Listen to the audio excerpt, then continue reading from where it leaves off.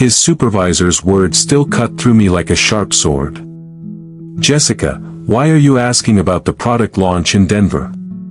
Your husband never checked in. The campaign presentation ended 2 days ago." I remember gripping the phone so hard my knuckles turned white. My chest felt hollow like the air had been sucked out of me. Because just hours earlier, Michael had texted me saying the project was running over.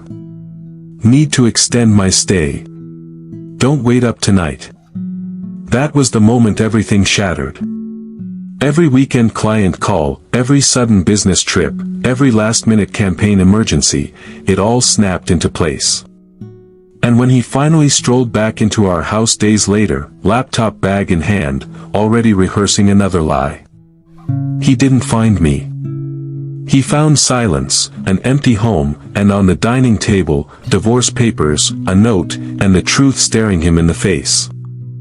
That was the moment he realized I wasn't his blind wife anymore. I was the woman who already knew everything. Before we continue, please subscribe to this channel and leave a comment where you are watching from. My name is Jessica and I've spent the last 13 years building my career as a marketing director. My days are filled with campaign strategies, client presentations, and endless brand meetings. My nights with creative reviews and calls with international partners. I thought the long hours, the stress, and the sacrifices were worth it. Every promotion, every late-night launch, every anniversary I celebrated over video call, I told myself it was all for Michael, my husband of 16 years, and for the future we were building together. But that illusion cracked the night he sent me that text. "Need to extend my stay, don't wait up tonight."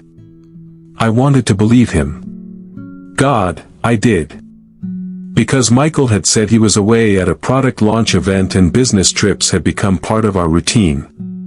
But the very next day when his supervisor called asking why he never showed up at the presentation, I knew my marriage wasn't what I thought it was. I knew the man I trusted had been living a lie. And that's when the story truly began. After that phone call with Michael's supervisor, I sat in my office chair for almost an hour, staring at the campaign mock-up scattered across my desk. My hands were hovering over my tablet, but my mind wasn't on market research or brand positioning anymore. It was on him, Michael, the man who once promised me forever. His text replayed in my head like a broken notification, "Need to extend my stay. Don't wait up tonight," but extending where, with who, because it sure as hell wasn't at a product launch. That's when the little things I'd ignored before began surfacing in my mind. The late nights at the office with colleagues, the dead phone battery when I tried to call him on weekends, the sudden urge to hit the gym at odd hours, even though he always claimed he hated working out. I remembered last month when I'd walked into the living room unexpectedly and saw him yank his phone away from view, locking it with trembling fingers. He smiled too quickly, said it was just a work notification, and changed the subject. At the time, I shrugged it off. I wanted to trust him. I chose to trust him. But trust isn't blind. It's a choice. And that night, I realized I had chosen wrong. I leaned back in my chair, staring at the darkening skyline outside my office window. My chest felt heavy, like I was drowning under the weight of 16 years of memories. I pulled up his text again, reading it over and over, searching for something, some hidden clue, some shred of proof that I was wrong. But the truth was already there, spelled out in the silence of his supervisor's voice when he told me he never even registered for the event. Michael wasn't where he said he was. And now I couldn't stop asking myself the question that would haunt me for days. If he wasn't at the launch event, then where the hell was he? That night, I didn't sleep. Instead, I stayed in my home office long after midnight digging. I knew the digital landscape. I lived and breathed analytics, data tracking, consumer behavior patterns. My job had trained me to notice inconsistencies to find trends. And now I turned that same skill on my husband, credit card statements, mileage logs on his car, calendar entries that didn't line up with receipts. Piece by piece, the puzzle started forming, and it was uglier than I was prepared for. I didn't have the full picture yet, but I had enough to know one thing.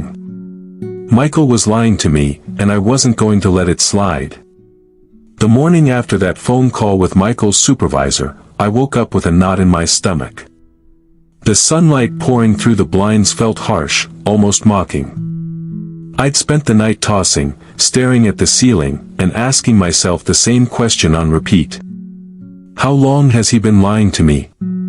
I'm a marketing director. I live in a world of data analytics, consumer tracking, and evidence-based decisions. I know better than to run on assumptions. If I was going to face this, I needed facts, cold, undeniable proof.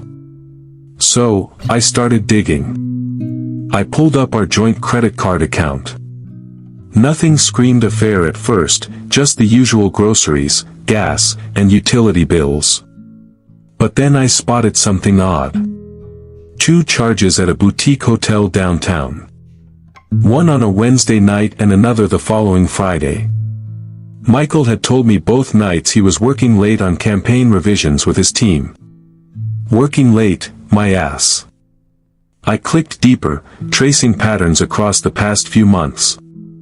Massage appointments, restaurant bills at places I'd never been, ride-share receipts from neighborhoods we had no reason to be in. It was all there, buried in plain sight. I just hadn't wanted to see it. My pulse quickened as I logged into our car's tracking app, another habit of mine as a data-driven professional. Numbers don't lie. Michael's trips didn't match his alibis. He'd driven 35 miles south one Saturday. He claimed to be networking downtown. Another night, his odometer showed an extra 70 miles while he was supposedly at his friend's poker game. My chest tightened as I pulled the threads together. Receipts, mileage, hotel bookings, a double life mapped out in spreadsheets and transaction logs. I sat there staring at the screen until my reflection blurred against the glass. My hands were trembling, not with fear, but with the dawning clarity that my marriage, the life I thought was built on love and loyalty, was nothing more than a carefully constructed campaign of lies. And yet, even with all this evidence, I didn't feel the rush to confront him. Not yet. Instead, a different instinct kicked in. Strategy. I backed up every file, every receipt, every log, every screenshot went into a private folder synced to the cloud. I created duplicates on an external drive. If Michael thought he could spin his way out of this, he was wrong. I wasn't just collecting proof for myself. I was building an airtight case. That evening, Michael called. His voice was upbeat. Too upbeat. Hey, sweetheart. The launch event is running longer than expected. Might have to stay another night. I swallowed the bile rising in my throat. Sure, Michael. Do what you need to. He laughed lightly like nothing was wrong. You're amazing. Love you. I forced the words out. Love you, too. The second I hung up, I slammed my fist against the desk. The rage burned hot, but underneath it was something colder, sharper. Focus. Michael thought he was running the perfect deception. But he had no idea he was dealing with a woman who built her career exposing market gaps and consumer lies. And now his lies were about to be exposed. By the time Michael came home 3 days later, I wasn't the same woman he left behind. He walked through the front door like nothing had happened. Laptop bag in hand, fake conference badge still dangling from his jacket, a smile too polished to be real. Jessica, he said warmly, stepping toward me. I missed you. I hugged him. Not tightly, not with love, but with control. My arms wrapped around him just long enough for him to believe he still had me fooled. I missed you, too, I lied. My eyes fixed over his shoulder. When he pulled back, I studied his face. The careful grooming, the faint trace of perfume I didn't recognize, the little smirk he tried to hide. It wasn't the face of a man returning from a business trip. It was the face of someone playing a role, one he thought he had perfected. As the week went on, I saw it everywhere. The phone he carried with him constantly, flipping it face down whenever I walked into the room. The sudden late-night calls he claimed were client emergencies, taking them in the garage for 45 minutes at a time. The way his tone shifted when certain numbers lit up his screen. And yet in between these cracks, he tried harder than ever to play the part of the loving husband. "Jessica, you work too much," he teased one evening, wrapping his arms around me from behind. "We should take a weekend getaway. Just us. Reconnect. Reconnect." The word nearly made me laugh out loud. Here was the man sneaking off to hotels and restaurants with another woman, now suggesting we reconnect. But I didn't let my face show it. I nodded, leaned into him, and murmured, "Sounds perfect." Because that's what I had become, the perfect actress. By day, I managed marketing campaigns and delivered results worth millions. By night, I managed the unraveling of my marriage with the precision of a campaign strategist. I kept gathering evidence, checking his browser history, his calendar invites, even the metadata on photos he thought he deleted. One evening, while he was in the shower, I opened his laptop. He'd left his email signed in. There it was. Dinner reservations for two. A confirmation for another hotel stay. Messages from a woman he'd saved under the name Robert. Except Robert signed her messages with a distinctly feminine name. Every click was another piece in the puzzle of his betrayal. I closed the laptop, slid it back exactly as he left it, and returned to my seat at the kitchen counter. When Michael walked out, towel wrapped around his waist. He smiled at me like nothing in the world was wrong. And in that moment, I realized the truth. Michael wasn't just lying to me. He was living two lives and he had no idea one of them was about to end. The night it almost broke me was a Thursday. Michael had claimed he was working late on a client presentation. I knew better. I had the hotel receipt from the week before still sitting in my email drafts folder. I had the photos saved from his hidden album. I had it all. But knowing the truth didn't dull the sting. I sat at the kitchen counter alone, staring at his empty chair. The house was silent except for the hum of the dishwasher. In front of me, his untouched dinner went cold. That's when the rage boiled over. I slammed my fist into the counter so hard the wine glasses rattled. My chest heaved, my throat tight. For a split second, all I wanted was to grab my phone, call him, and scream, "I know everything, Michael. You can stop lying now."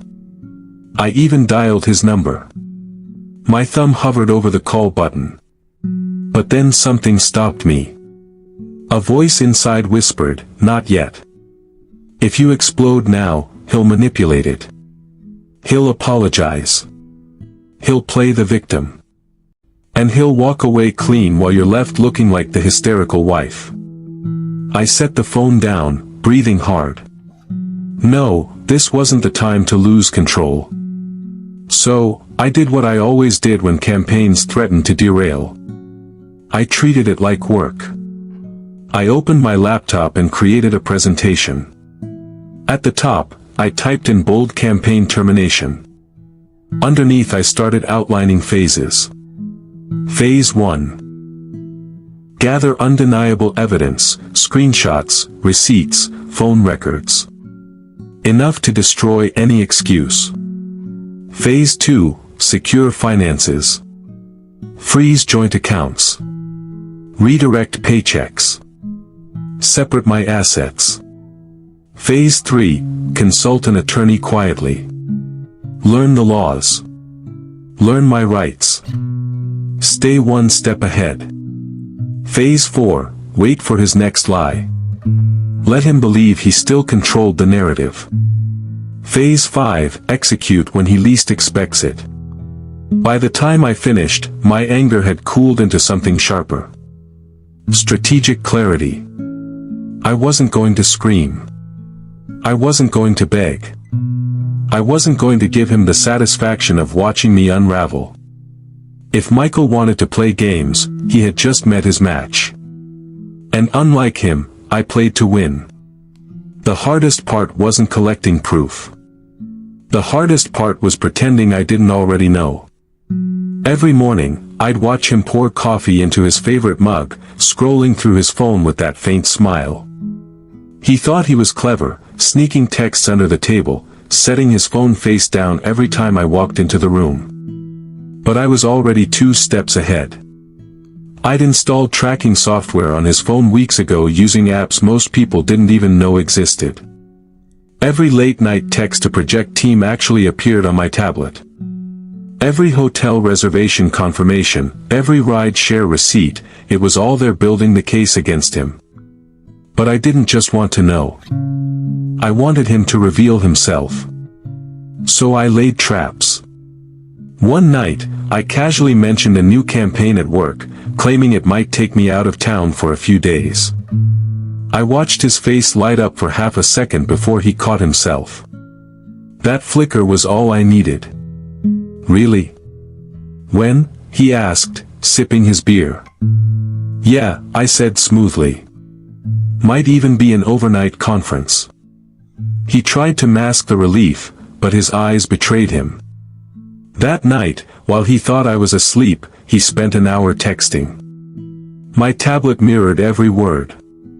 She'll be gone Friday through Sunday. We'll have the whole weekend. Perfect. I also started moving money quietly, carefully. Half of our joint savings vanished into an account with only my name on it. Credit cards he thought he had access to suddenly expired. I wanted him to feel secure right up until the rug was pulled out from under him. The last piece was the lawyer. I scheduled an appointment under the guise of a client lunch. Sitting across from a sharp-eyed attorney named Patricia, I slid the folder of evidence across the table. She flipped through the screenshots, the receipts, the tracked messages.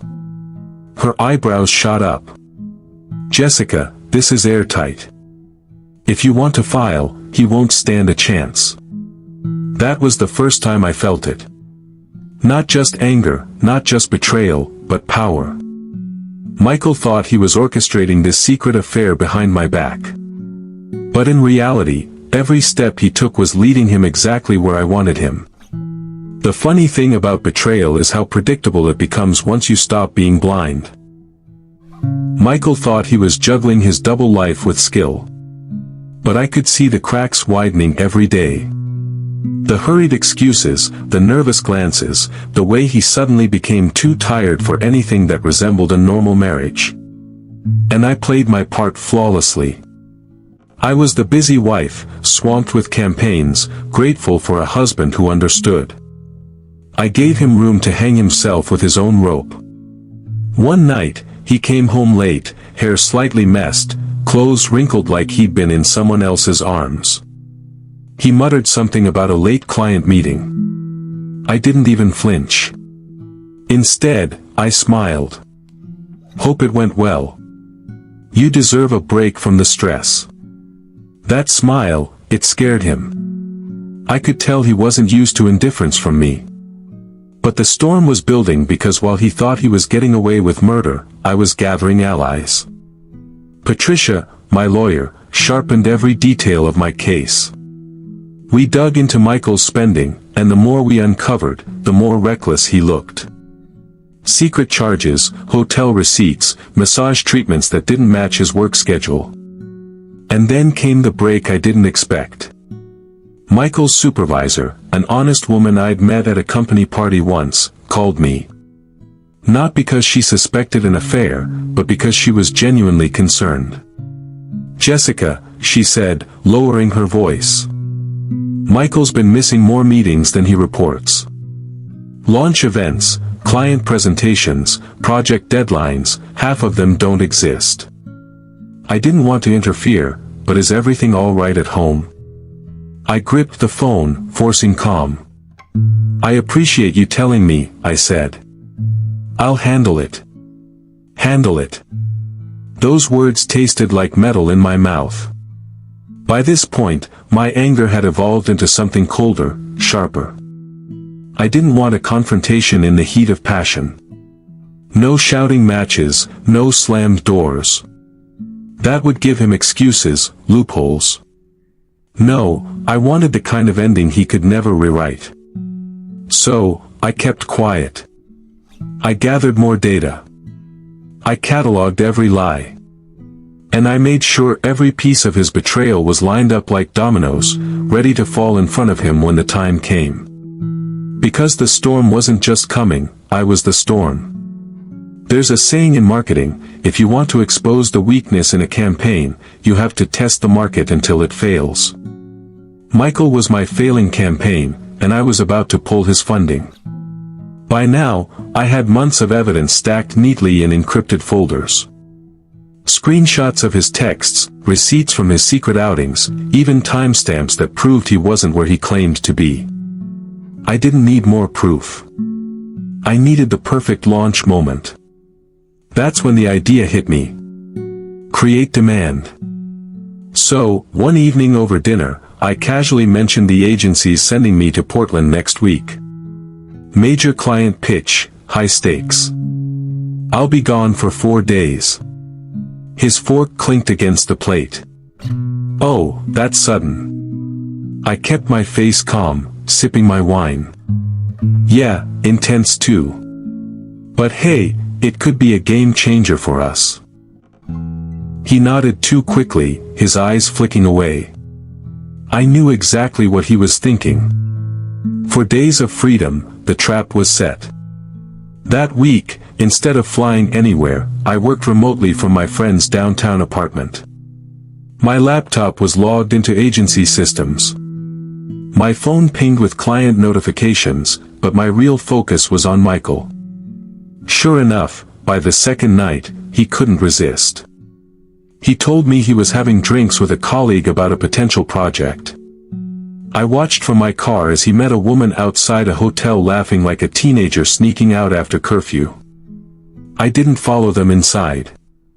I didn't need to. The pictures I snapped from across the street were enough. But this time, I wasn't just collecting evidence. I was preparing the campaign launch. I called Patricia, my lawyer, and set a date for Michael's final performance review. We drafted the divorce papers with every ugly detail attached. And then I started planning something more strategic, something he wouldn't be able to spin his way out of. Because Michael wasn't just cheating on me. He was rewriting the story of our marriage, painting me as the absent wife who worked too much. I wasn't going to let him walk away with that narrative. No. When the final campaign launched, the whole world would know the truth. The day of the reveal came on a Friday. Michael thought I was still out of town on my supposed business trip. He had no idea I was only a few miles away, waiting for the moment he walked through that door. The dining table was already staged. Not with dinner, but with truth. Divorce papers neatly stacked. A manila folder full of receipts, photos, and screenshots. My laptop open, the damning video queued up. I didn't sit in the living room. I wanted him to step into the silence first to feel the weight of an empty house. When the front door opened, I heard his keys jingling. His voice carried lightly. "Jessica, you home early?" No answer. He walked farther in, whistling, pretending to be casual. That's when he saw the table. He froze. "Michael," I said from the hallway. My voice was steady, almost cold. "Welcome home." His eyes darted from me to the papers, then back. His face drained of color. "What is this?" I stepped forward, arms folded. "This," I said, gesturing at the table, "is the truth. Every lie you've told. Every night you weren't where you said you were. Every excuse you rehearsed. He shook his head, forcing a laugh that didn't fit his trembling lips. Jessica, this isn't what it looks like. I can explain. I cut him off. Explain to who? Me or your supervisor who called to ask why you never registered for the launch event you swore you were attending? Or maybe you'd rather explain to the lawyers because they'll be very interested in all this. His knees buckled slightly and he reached for a chair, but I wasn't finished. I clicked play on the laptop. His laughter filled the room. The same laughter I'd once loved, now poison. The video of him stepping into the hotel with another woman flashed across the screen. Stop it, he cried, slamming the laptop shut. Please, Jessica, just let me explain. I leaned closer, my voice dropping to a whisper. The time for explanations ended the moment you texted me, don't wait up. He covered his face, his shoulders shaking. But the truth was already out. The mask was gone. And for the first time in years, I felt clarity. Not anger, not despair, just freedom. The house felt like a war zone after Michael's facade crumbled. He sat hunched at the table, face in his hands, staring at the divorce papers like they were a termination notice. I didn't yell. I didn't throw things. My silence cut sharper than any words could. Jessica, please, he whispered. Don't do this. We can fix it. I made a mistake. I tilted my head, studying him. A mistake. My voice was calm, almost analytical. A mistake is missing a client call. What you did was a strategy. Executed over and over again. He flinched, pressing his palms into his eyes like he could block out the evidence. But the receipts, the photos, the texts, they were still spread across the table, broadcasting the truth he couldn't erase. By the next morning, the fallout began in earnest. Michael's parents showed up after he called them, desperate for sympathy. But when I showed them the evidence, their faces shifted from concern to shame. His mother shook her head, muttering, "Michael, what have you done?" His father didn't even speak, just walked out of the house, disappointment written all over him. His colleagues weren't much kinder. Word travels fast in professional circles, and once the whispers started, they grew louder. Launch event affair, cheating husband, divorce papers. The story spread like wildfire, and no one was buying his excuses. And Michael. He unraveled. The confident man who used to breeze out the door with a laptop and a lie now sat on the edge of the bed staring at the floor.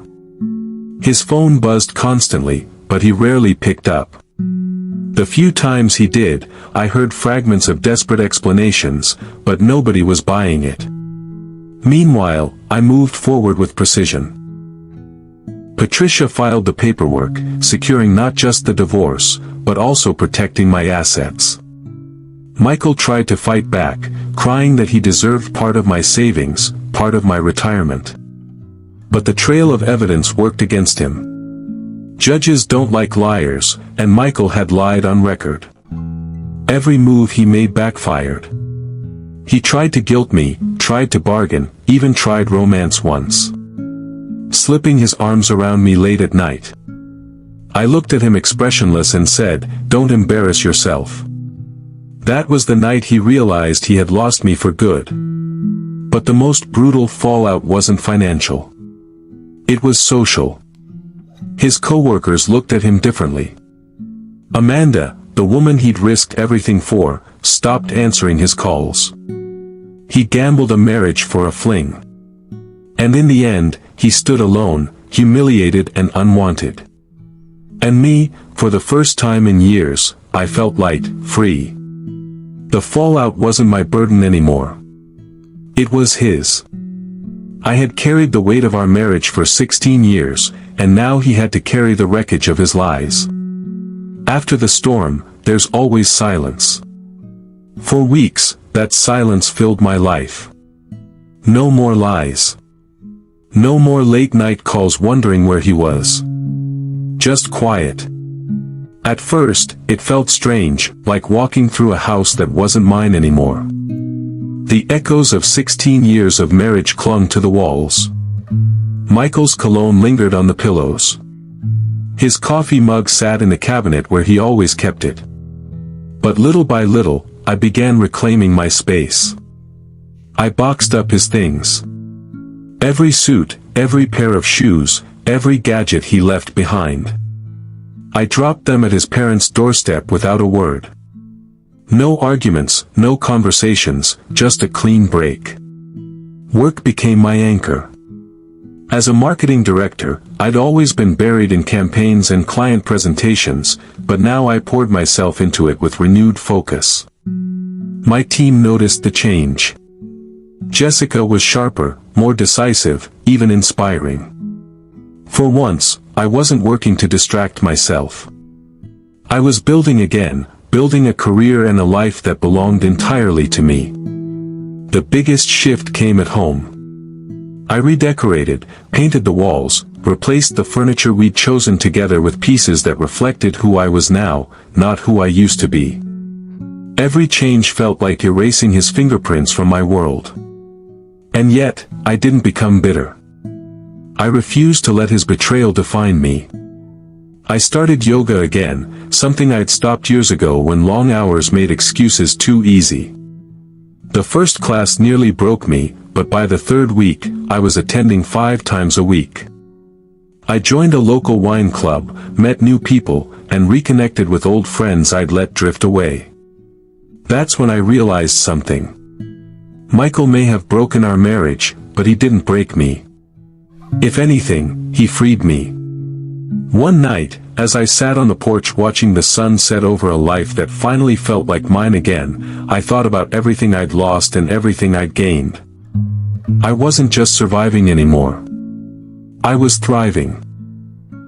And for the first time in years, I felt a sense of peace. Not because Michael was gone, but because I was finally home in myself. It's strange how a single phone call can split your life into before and after. Before I was a wife who trusted too much, who believed late-night texts and launch events without question. After I became a woman who stared betrayal in the face and chose to rise instead of crumble. Michael's words "need to extend my stay, don't wait up," had once felt like daggers. Now they were just echoes. Noise from a life I no longer lived. I thought back to the night his supervisor unknowingly exposed him. The hollow feeling in my chest. The shaking hands. The way my world collapsed in seconds. That night I thought it was the end of me. But standing here now, I realize it was the beginning. Michael didn't just lose me. He lost his family's respect, his colleagues' trust, and the fantasy life he thought he could juggle. Amanda abandoned him the moment reality hit, leaving him to face the ashes alone. And me?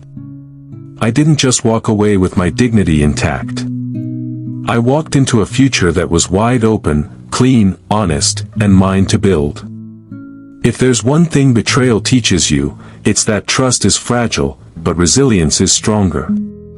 People will lie, people will fail you, but you always have a choice. Let it break you or let it sharpen you. I chose the latter. The last time Michael saw me, he asked through tears, "Don't you even care?" I looked him in the eyes and told him the truth. I cared for 16 years. That's more than enough. And with that, I walked away. If you enjoyed this story, please subscribe to this channel and leave a comment where you are watching from.